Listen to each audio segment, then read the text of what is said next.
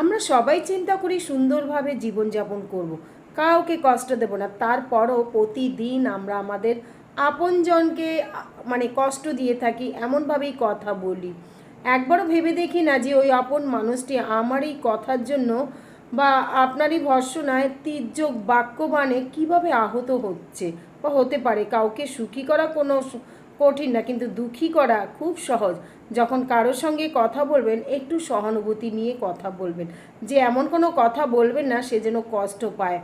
একটি শব্দ একটা অ্যাটম বোমের থেকেও বেশি। আপনার একটা সুন্দর শব্দ, সুন্দর বাক্য যেমন আপনার প্রিয়জনের মুখে হাসি ফোটাতে পারে, ফুল ফোটাতে পারে অন্তরে, একটি খারাপ বাক্য বা একটি খারাপ শব্দ তার সারা দিনকে নষ্ট করতে পারে, তার রাতের ঘুমকেও হারাম করতে পারে। তাই যখন কথা বলবেন খুব ক্লিয়ারলি বলবেন আর খুব আদর যত্ন সহকারে কথাটা বলবেন, যেন সামনের ব্যক্তিটি ভীষণ মনটা খুশিতে ভরে যায় আপনার এই সামান্য একটু কথায়।